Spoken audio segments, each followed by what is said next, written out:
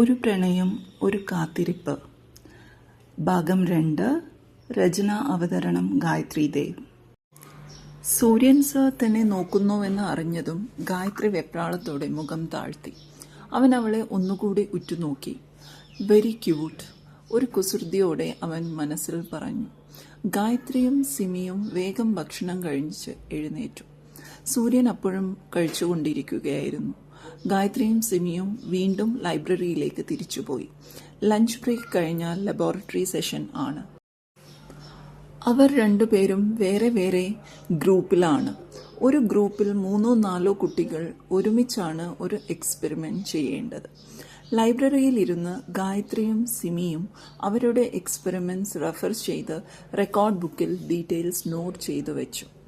3 മണിക്കൂറാണ് ഒരു lab session. എല്ലാ ലാബ് സെഷൻസിലും വൈവയും ഉണ്ടാവും. ഗായത്രിയും സിമിയും പ്രിപ്പയർ ചെയ്ത് കഴിഞ്ഞു നോക്കിയപ്പോൾ സമയം 1:45 2 മണിക്കാണ് ലാബ് സ്റ്റാർട്ട് ചെയ്യുന്നത്. 5 മിനിറ്റ് മുമ്പേ ലാബിൽ റിപ്പോർട്ട് ചെയ്യണം. സിമി, എനിക്ക് കൈ നന്നായി എരിച്ചിലെടുക്കുന്നു. ഗായത്രി ചുളിഞ്ഞ മുഖത്തോടെ കൈയിലേക്ക് ഊതി. നിന്റെ മുഖത്തൊക്കെ ആകെ ക്ഷീണവുമുണ്ടല്ലോ. ലാബ് ചെയ്യാൻ നിനക്ക് പറ്റുമോ? അതൊന്നും സാരമില്ല, ഞാൻ മാനേജ് ചെയ്തോളാം. ലാബ് മിസ്സായാൽ വെറുതെ ഇന്റേണൽ മാർക്സ് കുറയും, ഗായത്രി പറഞ്ഞു. അവർ രണ്ടാളും സ്ട്രക്ചറൽ എഞ്ചിനീയറിംഗ് ലബോറട്ടറിയിലേക്ക് നടന്നുപോയി. ശ്രീജ ടീച്ചർ ലാബിൽ ഇരിക്കുന്നുണ്ട്. കുട്ടികൾ ഓരോരുത്തരായി അവരുടെ എക്സ്പെരിമെന്റൽ സെറ്റപ്പിന്റെ അടുത്തേക്ക് പോയി. ഗായത്രി അവളുടെ എക്സ്പെരിമെന്റിന്റെ അടുത്തും സിമി അവളുടെ സെറ്റപ്പിന്റെ അടുത്തേക്കും നടന്നു നീങ്ങി. ലാബ് സ്റ്റാഫ്സ് കുട്ടികളെ എക്സ്പെരിമെന്റ്സ് ചെയ്യാൻ സഹായിക്കുന്നുണ്ട്. സാധാരണയായി വസുന്ധര മാമും ശ്രീജ മാമുമാണ് സ്ട്രക്ചറൽ എഞ്ചിനീയറിംഗ് ലബോറട്ടറിയുടെ ചുമതല. വസുന്ധര മാമിന് പകരമായി സൂര്യൻ സാർ ആണ് ഇനി മുതൽ ലാബ് ഇൻചാർജ് ആയി വരുന്നത്.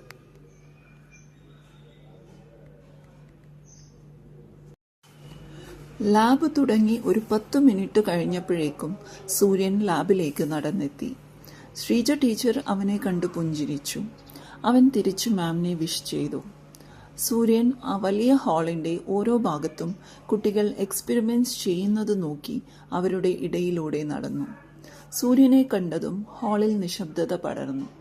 രാവിലത്തെ തിയറി ക്ലാസ്സിലെ അവന്റെ സ്ട്രിക്ട്നെസ് കുട്ടികൾ കണ്ടതാണല്ലോ. ഒരു കലിപ്പൻ സാർ ആണെന്ന് ഒരു ദിവസം കൊണ്ട് കുട്ടികൾ വിധിയെഴുതി. ശ്രീജ മിസ് റോൾ നമ്പർ അനുസരിച്ച് അവരുടെ പേര് വിളിക്കുകയും അറ്റൻഡൻസ് മാർക്ക് ചെയ്യുകയും കഴിഞ്ഞ ലാബിന്റെ റിപ്പോർട്ട് ചെക്ക് ചെയ്യുകയും ചെയ്യുന്നുണ്ട്. മാം, സ്റ്റുഡൻസിന്റെ വൈവ ഞാൻ ഹാൻഡിൽ ചെയ്തോളാം. മാം റിപ്പോർട്ട് കറക്റ്റ് ചെയ്തോളൂ, സൂര്യൻ ശ്രീജ മാമിനോട് പറഞ്ഞു. ഓക്കെ സർ, ആയിക്കോട്ടെ. ശ്രീജ മാമും സൂര്യനും ലാബിന്റെ നടുവിലായി സെറ്റ് ചെയ്തു വെച്ച ഫാക്കൽറ്റി ഡെസ്കിലാണ് ഇരിക്കുന്നത്. അവിടെ ഇരുന്നാൽ എല്ലാ സ്റ്റുഡൻസിനെയും അവർക്ക് കാണാം. ശ്രീജ മാമും ഗായത്രിയുടെ റോൾ നമ്പർ എത്തിയപ്പോൾ അവളുടെ പേര് വിളിച്ചു. അവൾ റെക്കോർഡ് ബുക്കും എടുത്ത് മാമിന്റെ അടുത്തേക്ക് ചെന്നു. സൂര്യൻ അവളെ ശ്രദ്ധിച്ചു. ഭൂമിക്ക് നോവറിയാത്ത പോലെയാണ് നടത്തം. അവൾ റെക്കോർഡ് തുറന്ന് മാമിനെ കാണിച്ചു. ശ്രീജ മാം ചില കറക്ഷൻസ് അവളോട് പറയുന്നതും അവൾ തലയാട്ടുന്നതുമൊക്കെ സൂര്യൻ സാഗൂതം വീക്ഷിച്ചു. നല്ല വടിവൊത്ത കുഞ്ഞു അക്ഷരങ്ങളാണ് അവളുടെ കൈയെഴുത്ത്. സൂര്യൻ അവളുടെ കൈയെഴുത്ത് ഇഷ്ടമായി. അവൻ വൈവ സെഷൻ സ്റ്റാർട്ട് ചെയ്തു. ഓരോരുത്തരെയായി വിളിച്ച് അവർ ചെയ്യുന്ന എക്സ്പെരിമെന്റ്സിനെ പറ്റി കോൺസെപ്ച്വൽ ക്വസ്റ്റ്യൻസ് ആണ് ചോദിക്കുന്നത്. വൈവയുടെ മാർക്കും ഇന്റേണൽ മാർക്സിന്റെ കൂടെ കൂട്ടി എടുക്കും. അവൻ ഓരോരുത്തരെയും പരമാവധി ക്വസ്റ്റ്യൻസ് ചോദിച്ച് ഡ്രിൽ ചെയ്താണ് വിടുന്നത്. കുട്ടികൾക്ക് കോൺസെപ്ച്വലായും ടെക്നിക്കലായും ഓരോ എക്സ്പെരിമെന്റ്സിനെ പറ്റിയും അറിവ് വർദ്ധിപ്പിക്കാനാണ് ഇത്ര ഡീറ്റെയിൽ ആയി സൂര്യൻ വൈവ കൈകാര്യം ചെയ്തത്. ഒരുവിധം കുട്ടികളൊക്കെ അവന്റെ വൈവയിൽ വിയർത്തു. ഗായത്രിയുടെ പേര് അവൻ ഉച്ചത്തിൽ വിളിച്ചത് കേട്ട് വിറയലോടെ അവൾ സൂര്യന്റെ അടുത്തേക്ക് പോയി. പ്ലീസ് സിറ്റ് ഡൗൺ, മുന്നിലുള്ള കസേരയിലേക്ക് ചൂണ്ടി അവൻ പറഞ്ഞു. ആദ്യമായി അവൻ കുറച്ച് ബേസിക് ക്വസ്റ്റ്യൻസ് ആണ് ചോദിച്ചത്. അതിനൊക്കെ അവൾ കൃത്യമായി മറുപടി പറഞ്ഞു. അവൾ കോൺഫിഡൻസോടെ ചിന്തിച്ചു ഉത്തരം പറയുന്നത് അവന് ഇഷ്ടപ്പെട്ടു. അവൻ കുറച്ചുകൂടി അഡ്വാൻസ് ലെവലിൽ ചോദ്യങ്ങൾ ചോദിച്ചു. അവൾ തനിക്കറിയാവുന്നതുപോലെയൊക്കെ മറുപടി പറഞ്ഞു. ചില ചോദ്യങ്ങളിൽ അവൾ കൺഫ്യൂസ്ഡ് ആയപ്പോൾ സൂര്യൻ തന്നെ എക്സ്പ്ലെയിൻ ചെയ്ത് അവളുടെ ഡൗട്ട്സ് ക്ലാരിഫൈ ചെയ്തു. അവൾ ഉത്തരം പറയുമ്പോഴുള്ള അവളുടെ ചുവന്ന ക്യൂട്ട് ചീക്സും മുഖത്തെ ഫീച്ചേഴ്സും അവൻ്റെ കണ്ണുകൾ ഒപ്പിയെടുത്തു.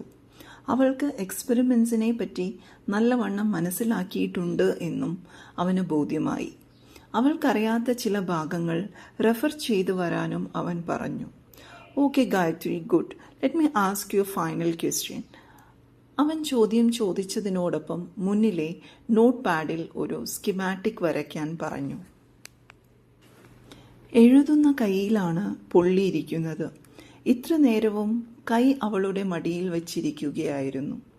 സൂര്യൻ നോട്ട് പാഡ് അവളുടെ മുന്നിലേക്ക് നീട്ടിവെച്ച് വരയ്ക്കാൻ കണ്ണു കാണിച്ചു. അവൾ പതുക്കെ കൈ ഉയർത്തി ടേബിളിൽ നിന്ന് പെന്നെടുത്തു. പെൻ കൂട്ടിപ്പിടിച്ചപ്പോൾ അവൾക്ക് വേദനിക്കുന്നുണ്ട്. അവളുടെ മുഖത്തെ പരിഭ്രമം കണ്ട് അവൻ അവളിലേക്ക് മിഴികൾ നീട്ടി. അവൾ പതിയെ സ്കീം വരയ്ക്കാൻ തുടങ്ങി. സൂര്യൻ നോട്ട് പാഡിലേക്ക് നോക്കിയപ്പോൾ അവളുടെ ചുവന്നു പൊള്ളിയ കൈപ്പുറവും കുമിളകളും കണ്ടു. അവൻ്റെ മുഖത്ത് ഒരു പരിഭ്രമം ഉടലെടുത്തു. സ്റ്റോപ്പ് ഡ്രോയിങ്, അവൻ ഗൗരവത്തോടെ അവളോട് പറഞ്ഞു. അവൾ പെൻ ടേബിളിൽ വെച്ചു. താൻ വരച്ചത് തെറ്റിയോ എന്ന് അവൾ ഒരു വേള സംശയിച്ചു. What happen? എന്താ ഇത്? കൈക്കെന്തു പറ്റി? അവളുടെ കൈയിലേക്ക് ചൂണ്ടി അവൻ ചോദിച്ചു. പെട്ടെന്ന് ശ്രീജ മിസ്സിന്റെ ശ്രദ്ധയും അവിടേക്ക് പോയി. ദൈവമേ, ഇത് എങ്ങനെയാ പൊള്ളിയത്? ശ്രീജ മിസ് അമ്പരന്നു പോയി. മാം, അത് കിച്ചണിൽ ചൂടുവെള്ളം വീണതാണ്, അവൾ വിക്കി വിക്കി പറഞ്ഞു. സൂക്ഷിക്കണ്ടേ കുട്ടി, ശ്രീജ മാം അലിവോടെ അവളോട് പറഞ്ഞു. അവൾ പതുക്കെ തലയാട്ടി. പക്ഷേ സൂര്യന്റെ കണ്ണുകൾ അവളെ സ്കാൻ ചെയ്തു. ആ വലിയ മിഴികളിൽ എന്തോ സങ്കടമുണ്ടോ എന്ന് അവൻ വെറുതെ ആലോചിച്ചു. താൻ ഇന്നത്തെ എക്സ്പെരിമെന്റൽ കാൽക്കുലേഷൻസ് ഇപ്പോൾ ചെയ്യേണ്ട, കൈ വയ്യാതിരിക്കല്ലേ അല്ലേ സർ? ശ്രീജ മിസ് സൂര്യൻ സാറിന്റെ മുഖത്തേക്ക് നോക്കി. Yeah, you can do it later Gayathri, അവൻ തലയാട്ടി. Are you okay now? സൂര്യൻ അവളുടെ മുഖത്തേക്ക് നോക്കി. യെസ് സർ, അവൾ പതുക്കെ പറഞ്ഞു. ഇതൊരു പൂച്ചക്കുട്ടി ടൈപ്പ് ആണ് എന്ന് അവന് തോന്നി. You can continue with your work now. അവൾ പതുക്കെ എഴുന്നേറ്റ് മറ്റു കുട്ടികളുടെ അടുത്തേക്ക് പോയി. സൂര്യൻ വൈവ കണ്ടിന്യൂ ചെയ്തുകൊണ്ടിരുന്നു. ഇടയ്ക്കെല്ലാം അവൻ്റെ കണ്ണുകൾ അവളുടെ മേലേക്ക് പാറി വീണു. തനിക്കെന്താണ് ആ പെൺകുട്ടിയോട് ഒരു കൺസേൺ? സൂര്യൻ ആലോചിച്ചു. താൻ അവളുടെ അധ്യാപകനാണ്. 5 മണിയായപ്പോൾ ലാബ് സെഷൻ കഴിഞ്ഞു. സിമി ഗായത്രിയുടെ ബാച്ചിൻ്റെ അടുത്തേക്ക് നടന്നു വന്നു. എല്ലാവരും വൈവ കടുപ്പമായിരുന്നു എന്നതിനെ പറ്റിയാണ് ഡിസ്കസ് ചെയ്യുന്നത്. സിമിയും അത് തന്നെ പറഞ്ഞു. മാർക്ക് കുറഞ്ഞിട്ടുണ്ടാവും എന്ന് അവൾ ഉത്കണ്ഠപ്പെട്ടു. ലാബിനു പുറത്തേക്ക് ഇറങ്ങാൻ തുടങ്ങിയപ്പോൾ സൂര്യന്റെ കണ്ണുകൾ ഒരിക്കൽ കൂടി അറിയാത്ത പോലെ അവളെ തേടി ചെന്നു. സിമിയാണ് ഗായത്രിയുടെ കൂട്ടുകാരി എന്ന് അവന് തോന്നി. രാഹുലും ശ്രുതിയും വന്ന് അവരോട് സംസാരിക്കുന്നത് അവൻ ശ്രദ്ധിച്ചു. അവൾ ബഹളങ്ങളൊന്നുമില്ലാതെ അവർ പറയുന്നത് ശ്രദ്ധിക്കുകയാണ് എന്ന് അവന് മനസ്സിലായി. ഇടയ്ക്ക് എന്തോ പറഞ്ഞു ചിരിച്ചുകൊണ്ട് രാഹുൽ ഗായത്രിയുടെ പുറത്ത് പതുക്കെ അടിക്കുന്നത് അവൻ കണ്ടു. അവൻ്റെ മിഴികളിൽ ഗൗരവം നിറഞ്ഞു. അവൻ കൊറിഡോറിലൂടെ സ്റ്റാഫ് റൂമിലേക്ക് മുറുകിയ മുഖത്തോടെ നടന്നുപോയി.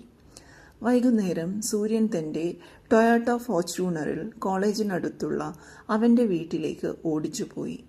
എല്ലാ ആധുനിക സൗകര്യങ്ങളുമുള്ള ഒരു വലിയ ബംഗ്ലാവാണ് അവൻ്റെ വീട്. വിശാലമായ ഒരു പറമ്പിൻ്റെ നടുവിലാണ് വീട് ഇരിക്കുന്നത്. വീടിൻ്റെ മുൻപിൽ ഒരുപാട് ചെടികൾ പോട്ടിലും മണ്ണിലുമൊക്കെ വെച്ചു പിടിപ്പിച്ചിട്ടുണ്ട്. വളരെ മോഡേൺ ശൈലിയിൽ രൂപകൽപ്പന ചെയ്ത വീടായിരുന്നു അത്. അമ്മ ഹോസ്പിറ്റലിൽ നിന്ന് നേരത്തെ വന്നു. അമ്മയുടെ കാർ പുറത്തു കണ്ട് അവൻ ആലോചിച്ചു.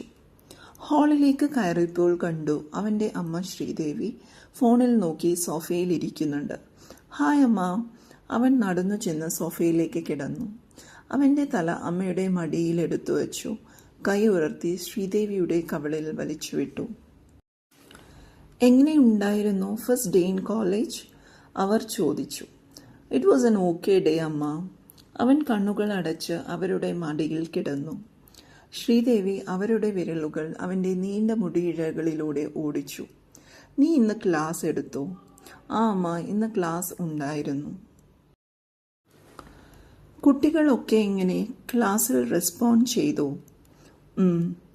അവൻ്റെ അടഞ്ഞ മിഴികൾക്ക് മുന്നിൽ എന്തിനോ ഗായത്രിയുടെ കുഞ്ഞുമുഖം തെളിഞ്ഞു വന്നു.